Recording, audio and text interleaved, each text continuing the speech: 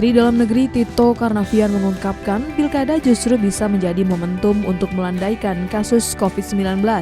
Karena pengendalian kasus, kalau hanya pemerintah pusat yang mengendalikannya tidak akan bisa. Tetapi pilkada bisa men-trigger atau memicu untuk penanganan pilkada karena semua daerah akan bergerak.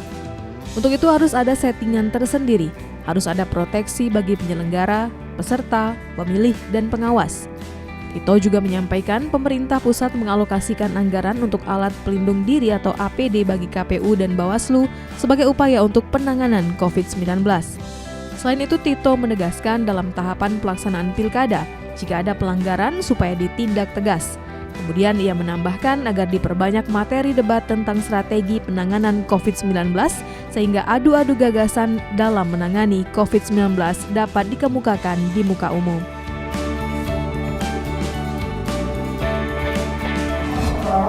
Mulai September 2, 3, 4, 5 tahun 2019 sampai dengan Maret 2020 itu sudah terjadi dan dilaksanakan, tapi kemudian dengan keputusan KPU karena 21 Maret kita tahu bahwa ada bencana pandemi COVID-19 dan kita diumumkan resmi tanggal 2 Maret 2020. KPU kemudian memutuskan untuk menunda tahapan-tahapan lanjutan dari tahapan 6 sampai dengan tahapan yang lain.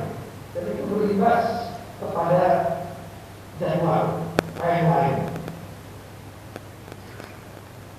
Setelah itu, Komisi 2 DPR mengundang KPU, Bawaslu, Dewan Kehormatan Penyelenggara Pemilu DKPP, dan juga pemerintah yang diwakili oleh saya selaku Mendagri untuk melaksanakan rapat menindaklanjuti atau merespon keputusan KPU menunda tahapan tersebut. Dalam rapat tanggal 30 Maret 2020, kita semua sepakat untuk menunda karena adanya pandemi COVID-19. KPU kemudian mengajukan 3 opsi diundur sampai dengan 9 Desember 2020, kemudian yang kedua 17 Maret 2021, yang ketiga adalah 29 September 2021.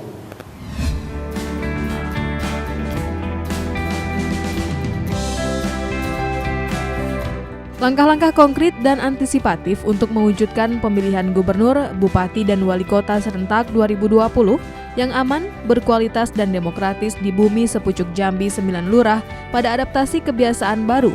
Di antaranya penyesuaian penyelenggaraan pilkada diawali persiapan dengan menyiapkan peraturan atau mengubah peraturan tentang tahapan, program, dan jadwal pilkada.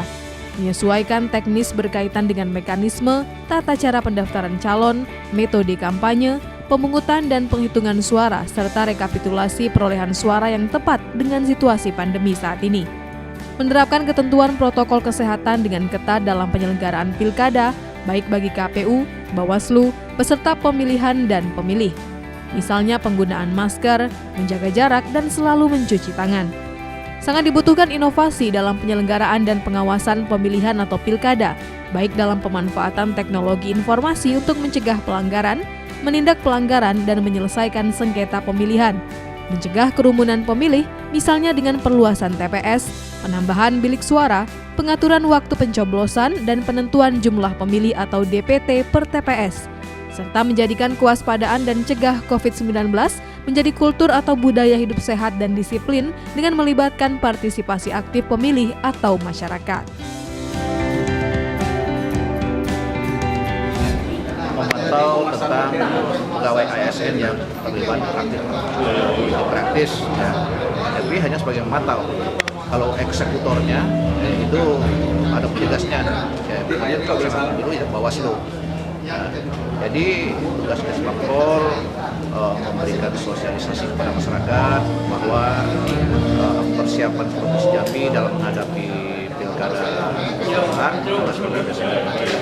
memberikan pemahaman, ya, arahan kepada masyarakat bahwa kita harus ikut pilkada, kemudian berpolitik santun, ya kan?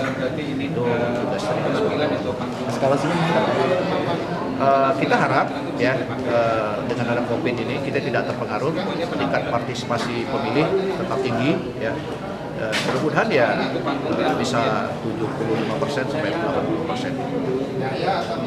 Selesai itu. Ya.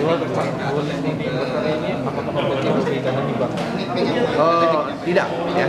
Kita sesuai dengan aturan, kita harus clear dulu ya.